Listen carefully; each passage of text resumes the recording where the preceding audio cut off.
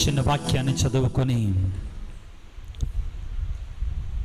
దేవుని యొక్క సందేశాన్ని ఆలకించడానికి ప్రయత్నం చేద్దాం.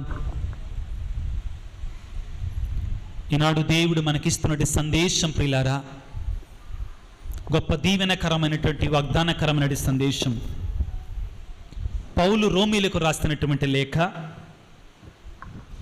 8వ అధ్యాయము 28, 29 వచనాలు జాగ్రత్తగా ఆలకించుదాం. పౌలు రోమీలకు రాస్తున్న లేఖ 8వ అధ్యాయము 28, 29 వచనములు. దేవుని ప్రేమించు వారికి అనగా ఆయన ఉద్దేశానుసారం పిలువబడిన వారికి అన్నీయు మంచికే సమకూరునట్లు దేవుడు చేయునని మనకు తెలియను. తాను ఎన్నుకొనిన వారు తన కుమారుని సారూప్యముగను కలిగి ఉండునట్లు దేవుడు ఏర్పరచను. అప్పుడు ఆ కుమారుడు సోదరులలో జ్యేష్ఠుడగును. 30వ వచనము కూడా, తాను ఏర్పరచిన వారిని దేవుడు పిలచను. పిలచుటయే కాదు, వారిని నీతిమంతులుగా చేశాను. నీతిమంతులుగా చేయుటయే కాదు, వారికి తన మహిమలోను పాలును పంచి ఇచ్చెను. ఇది ప్రభువు వాక్కు. సర్వేశ్వరునికి వందనము. ప్రియులకు దేవుని బిడ్డలారా, ఈరోజు మన యొక్క ధ్యానాంశము దేవుని ప్రేమించు వారికి అనగా ఆయన ఉద్దేశానుసారం పిలువబడినటువంటి వారికి అన్నీ మంచికే సమకూరునట్లు దేవుడు చేయునని మనకు తెలియను. హల్లెలూయా, ప్రైజ్ ది లార్డ్, హల్లెలూయా, హల్లెలూయా. వాక్యం అందరికి అర్థమైందా? ఏమర్థమైంది? ఎవరైతే దేవుని ప్రేమిస్తారో, ఎవరండి? ఎవరైతే దేవుని ప్రేమిస్తారో, ఆయన చేత పిలువబడ్డారో, ఎవరు ఆయన చేత పిలువబడ్డారో వారికి అన్నీ మంచికే సమకూరుస్తాడంటండి. అన్నీ మంచికే సమకూరుస్తాడు. అయితే ప్రియులారా, దేవుడు మన జీవితంలో మనకు జరిగే వాటిని అన్నిటినీ మన మంచికే మార్చాలి అంటే, మన మంచికి జరిగేటట్లుగా చెయ్యాలి అంటే 3 ముఖ్యమైన కార్యాలు మనం చెయ్యాలి. గుర్తుపెట్టుకోండి, దేవుడు మన జీవితంలో అన్నిటినీ ఏం జరిగినా కానీ మన మంచి కోసమే జరగాలి, జరిగేటట్లుగా చెయ్యాలి అంటే మనం ముఖ్యంగా 3 కార్యాలు చెయ్యాలి. గుర్తుపెట్టుకుందాం ప్రియులారా, ఎవరైతే దేవుని ప్రేమిస్తారో, ఎవరైతే ఆయన చేత పిలువబడ్డారో వారికి ఆయన ఏమి చేసినా కానీ మంచికే చేస్తాడు, కానీ చెడుకి చెయ్యడో. దీన్ని నమ్ముతున్నారా? డౌట్ మనకి. నమ్ముతున్నారా? నమ్మాలి ప్రియులారా, బలంగా అందరం నమ్మాలి. ఇది ఎవరైతే దేవుని ప్రేమిస్తున్నారో మనస్ఫూర్తిగా, ఆయన ఉద్దేశానుసారముగా పిలువబడ్డారో అటువంటి వారికి ఆయన అన్నీ మంచికే సమకూరుస్తాడు. ప్రియమైన బిడ్డ, ఈ రాత్రికాల సమయంలో దేవుని సన్నిధిలో ఉన్నటువంటి నీ జీవితంలో ఒకవేళ శ్రమలున్నాయా, ఒకవేళ సవాళ్ళున్నాయా, లేకపోతే ఒకవేళ సమస్యలు ఉన్నాయా, దేవుడు అంటున్నాడు, నీవు దేవుని ప్రేమించటం అలవాటు చేసుకుంటే, అర్థమవుతుందా? దేవుని ప్రేమించటం అలవాటు చేసుకుంటే ఆ శ్రమని సంతోషంగా మారుస్తాడు. హల్లెలూయా, ప్రైజ్ ది లార్డ్. ఎప్పుడు కండిషన్ ఏంటి? నువ్వు ఆయనని ప్రేమించటం అలవాటు చేసుకో. ఆయనను ప్రేమించడం అలవాటు చేసుకోవాలి.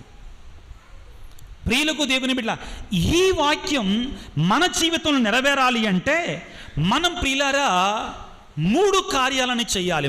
అన్నిటికంటే మొట్టమొదటిది ఏమిటి అంటే, దేవుడు ఏమి చేసినా కానీ నా మంచికే చేస్తాడు అనే నమ్మకంతో మనం బ్రతకాలి. ఏం చేయాలండి? దేవుడు ఏం చేసినా కానీ నా మంచి కోసమే చేస్తాడు నా జీవితంలో, నా చెడు కోసం ఆయన చెయ్యడో, నా కీడు జరిగేటట్లుగా ఆయన చెయ్యడో అనేటు విశ్వాసం అనే నమ్మకం మనకుండాలి ప్రియులారా. బలంగా అది మనకుండాలి. అది లేకపోతే, ఆ విశ్వాసం లేకపోతే మనం దేవుడి నుంచి అన్నీ నా మంచిగా చేయాలని కోరుకోవటానికి అవకాశం లేదు. అన్నిటికంటే మొదటిది ఏమిటి అంటే, దేవుడు నా జీవితంలో ఎప్పుడూ మొదటి దానికంటే ముందేంటి, ఆయన ప్రేమించాలి. ఏం చేయాలండి? ఆయన ప్రేమించాలి. ఆయనను ప్రేమించిన తర్వాత నా జీవితంలో, నా బ్రతుకులో ఏమి జరిగినా కానీ ఆయన దానిని నా మంచికి మారుస్తాడు నమ్మాలి. ఆయన ప్రణాళిక నా జీవితంలో నా మంచికే కానీ నా కీడుకి కాదు. గుర్తుపెట్టుకోవాలి. దీన్ని మనం విశ్వసించాలి. వాక్యాన్ని చదువుకుందాం ప్రియులారా. ఇర్మియా గ్రంథము 29వ అధ్యాయము. కొంచెం దయచేసి మైక్ ఉన్నటువంటి వారు త్వరగా వాక్యాన్ని తీసుకుని మైకులు అందరికీ అర్థమయ్యేటట్లుగా చదవటానికి ప్రయత్నం చేద్దాం. ఇర్మియా గ్రంథము 29వ అధ్యాయము 11వ వచనాన్ని చదువుకుందాం ప్రియులారా. నేను మీ క్షేమము కొరకు ఉద్దేశించిన పథకములు నాకు మాత్రమే తెలియను. నేను మీ అభివృద్ధి. ఈ మాట వినండి పిల్లారా, జాగ్రత్తగా. ఈ మాటను జాగ్రత్తగా వినండి. చదవమ్మా. నేను మీ అభివృద్ధినే కాని మీ వినాశనమును కోరను. హల్లెలూయా. Praise the Lord. అందరు దయచేసి చేతులు పైకి చాచి చెప్దాం. హల్లెలూయా. హల్లెలూయా. అందరు నా తర్వాత చెప్పండి, నా దేవుడు. గట్టిగా చెప్పండి, నా దేవుడు నా మేలు కొరకే గాని నా వినాశనము కొరకు ఏది చెయ్యడో. నా దేవుడు నా మేలు కొరకే గాని నా వినాశనము కొరకు ఏది చేయడో. Hallelujah. Praise the Lord. Praise the Lord. మరొకసారి ఆ వాక్యాన్ని చదవమ్మా మొదటి నుంచి. 29వ అధ్యాయం 11వ వచనం. నేను మీ క్షేమము కొరకు ఉద్దేశించిన పథకములు నాకు మాత్రమే తెలియను. ఎవరికి తెలుసండి? మన మంచి కోసం ఉద్దేశించిన పథకాలు ఎవరికి తెలుసు? ఎవరికి తెలుసండి? ఎవరికి? యేసు ప్రభువుకు తెలుసు అంటండి. ఇప్పుడు ఏమంటున్నాడు? చదవమ్మా. నేను మీ అభివృద్ధినే కానీ మీ వినాశనమును కోరను. ఇక్కడ దయచేసి అప్పుడు నా కళ్ళు చూడండి. దయచేసి అందరు నా కళ్ళు చూడండి. ఏమంటున్నాడు? నేను మీకోసం రచించిన పథకాలు నాకు మాత్రమే తెలియను. ఏమంటున్నాడు? నాకు మాత్రమే తెలియను అంటున్నాడు. ఏం చేయాలి మరి? దేవుడు మన కోసం ఏ పథకాలు రచించాడో తెలియాలంటే మనం ఏం చేయాలి? అర్థం చేసుకోండి, జాగ్రత్తగా వినండి. ప్రభు ఏమంటున్నాడంటే, బిడ్డలారా, నేను మీ క్షేమము కొరకు, మీ మేలు కొరకు, మీ అభివృద్ధి కొరకు నేను పథకాలు రచించాను. ఏం రచించాడట? పథకాలు రచించాను. అవి నాకు మాత్రమే తెలియను, ఆయనకు మాత్రమే తెలియను అంటున్నాడు. మరి వాటిని మనం తెలుసుకోవాలంటే ఏం చేయాలి? దానికంటే ముందేం చేయాలి? నమ్మాలి. ఆయన దగ్గరికి రావాలి. ఆయన దగ్గరికి రావాలి. మనం ఇంటి ప్లాన్ మనకు కావాలనుకో మనం ఏం చేస్తాం? ఇంటి ప్లాన్ గీసేటువంటి వాడి దగ్గరికి వెళతాం. అర్థమైందా? మనకేదైనా తెలియదు అనుకో, స్కూల్లో పాఠాలు తెలియవు, ఏం చేస్తాం? పాఠం కోసం ఎక్కడికి వెళ్తాం? టీచర్ దగ్గరికి వెళతాం. ప్రభు ఏమంటున్నాడంటే, నేను మీ క్షేమము కొరకై, మీ మేలు కొరకై ఉద్దేశించినట్టు రచించిన పథకాలు నాకు మాత్రమే తెలియను. నాకు మాత్రమే తెలియను అని పలుకుతుంటే మనం ఏం చేయాలి? ఏం చేయాలండి?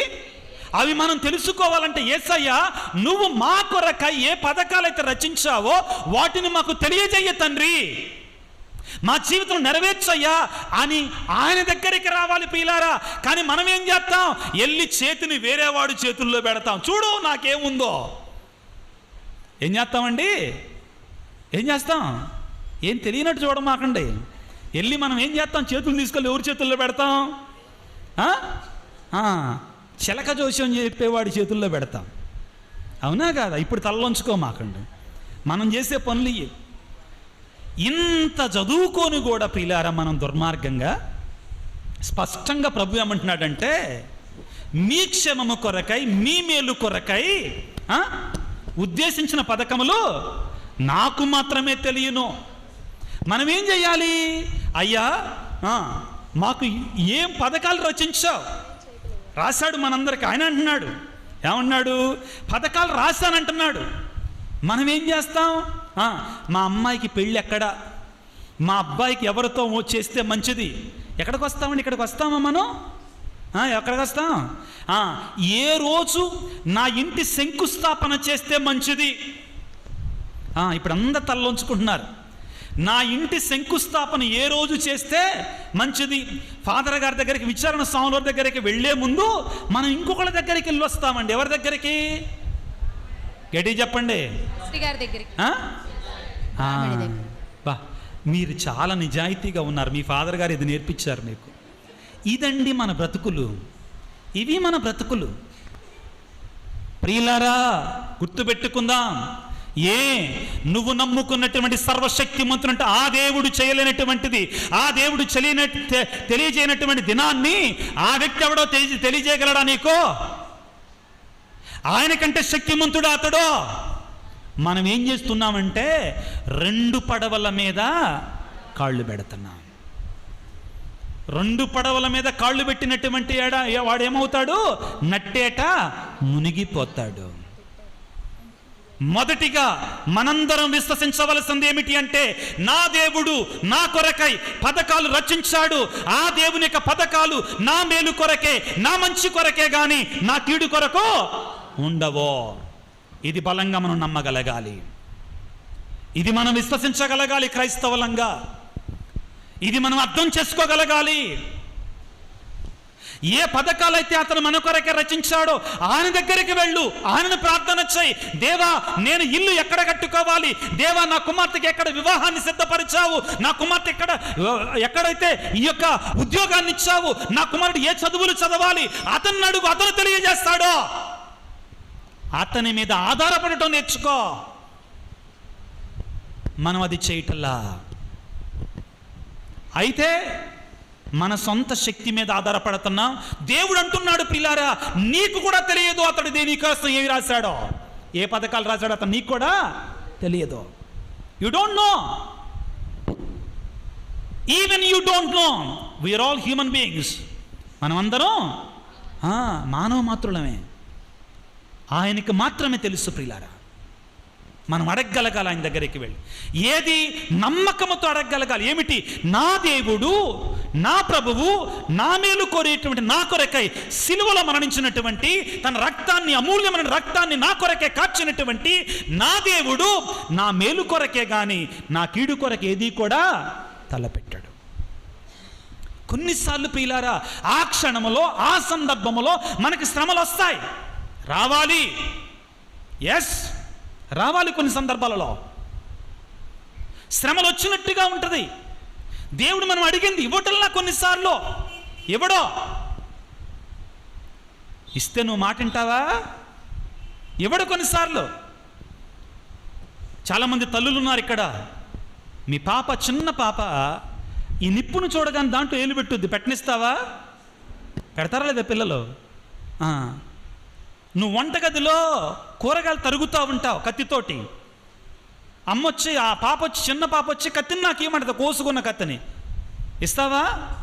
ఏడుసుద్ది, గీ పెట్టుద్ది, నాకు కావాల్సిందే అంటదండి. కానీ ఇస్తావా? ఇవ్వవు. ఎందుకంటే నీకు తెలుసు అది నీ కుమార్తెకి, నీ కుమారుడికి మంచిది, ప్రమాదం, ప్రాణాంతకంగా ఉంటుంది. కొన్ని సందర్భాలలో ప్రియులారా, ఆయనకి తెలుసు మనకి ఏది మేలు చేస్తుంది, ఏది కీడు చేస్తుంది అతనికి తెలుసు. కాబట్టి అతడు కొన్నిటిని మనకి ఇవ్వడు. ఎందుకని? అది మనకి మేలు చెయ్యదని అతనికి మాత్రమే తెలియను. Praise the Lord. Hallelujah, hallelujah, hallelujah, hallelujah, hallelujah. మీ క్షేమము కొరకై, మీ మేలు కొరకై నేను రచించిన పథకములు నాకు మాత్రమే తెలియను. మనం ఏం చేయాలి? అప్పుడు ఆయన దగ్గరికి వెళ్ళాలి, ఆయన అడగాలి, ప్రాధేయపడాలి, ప్రార్థించాలి. దేవా, ఇదిగో నేను ఈ కార్యాన్ని సంకల్పిస్తున్నా. ప్రియులకు దేవుని బిడ్డలారా, ఇక్కడ ఉన్నటువంటి మనలో ఎంతమంది ఏదైనా పనిని ప్రారంభించేటప్పుడు కానీ, ఏదైనా ముఖ్యమైనటువంటి కార్యాన్ని చేసేటప్పుడు కానీ, భార్య భర్త పిల్లలు అందరూ కూడా కూర్చొని మోకరించి ఇంటిలో, ప్రభువా మేము ఈ పని ప్రారంభించబోతున్నాం, మీరు నాకు తోడుగా ఉండండి అయ్యా అని ఎంతమంది ఒక పూట, ఒక అర్ధగంట, గంట ఒక ముఖ్యమైన పని చేసేటప్పుడు అందరూ కలిసి ఎంతమంది ప్రార్థన చేస్తున్నారు. ఆ విధంగా ప్రార్థన చేసేటువంటి వాని పక్షాన దేవుడు ఉంటాడు. అటువంటి వాడిని దేవుడు దీవిస్తాడు. Hallelujah, praise the Lord, praise the Lord, hallelujah, hallelujah, hallelujah. ఏం చేస్తామండి మనం? ఫాదర్ గారిని మన ఇంటికి పిలుస్తామండి. దేనికి పిలుస్తాం? ఏదో ఒక ముఖ్యమైనటువంటి శంకుస్థాపనకో దేనికో మనం పిలుస్తాం. కానీ మనం ఎక్కడ ఉంటామండి? వంట వండే దగ్గర ఉంటాం. భర్త ఎక్కడ ఉంటాడండి? పైన పనులు చూస్తుంటాడండి. బయట వాళ్ళు వచ్చి మన ఇంట్లో ప్రార్థనలో పాల్గొంటూ ఉంటారు. ఇదండి పద్ధతి? నో. ప్రియ దేవుని బిడ్డలారా, అలవాటు చేసుకుందాం. దేవుని దగ్గర మన కొరకై ఏర్పాటు చేసిన, మన మేలు కొరకే కానీ మన కీడు కొరకు చేయడండి ఆయన. మీ మేలు కొరకై, మీ క్షేమము కొరకై నేను రచించిన పథకములు నాకు మాత్రమే తెలియను. కాబట్టి నమ్మాలి ప్రియులారా. మొదటిగా ఏమిటి? దేవుడు ఏమి చేసినా కానీ నా మంచికే. నేను నమ్ముతున్నాను ప్రియులారా, ఈరోజు నాకు గురువుగా నేను నమ్ముతున్నానండి. నాకు దేవుడు ఏం చేసినా నా మంచికే చేస్తాడు, నా అభివృద్ధికే నేను నమ్ముతున్నాను. నా జీవితంలో కొన్ని జబ్బులు జరిగినప్పుడు, కొన్ని అపాయాలు వచ్చినప్పుడు, కొన్ని శ్రమలు వచ్చినప్పుడు నాకెందుకు దేవుడు పంపిస్తున్నాడు, నా మంచికి కాదు అనుకున్నానండి. కానీ ఆ తరువాత వాటిని కూడా దేవుడు నా దీవెనగానే మార్చాడండి. Hallelujah, praise the Lord, praise the Lord, praise the Lord, praise the Lord, praise the Lord, praise the Lord, hallelujah, హల్లెలూయా.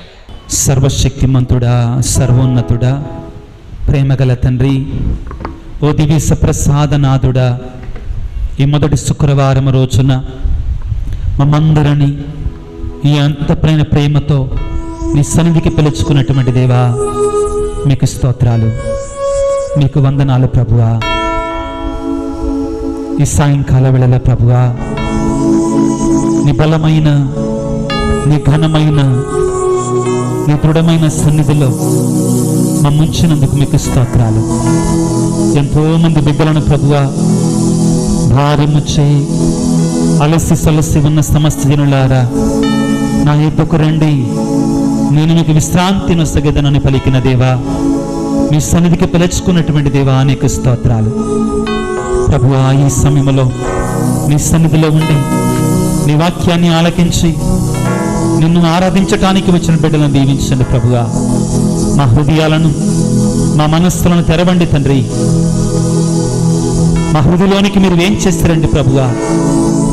నీ వాక్యాన్ని ఆలకిస్తూ ఉండగా, నిన్ను ఆరాధిస్తూ ఉండగా తండ్రి, నీ పరిశుద్ధాత్మ శక్తిని మా మీద కుమ్మరింపచేయండి.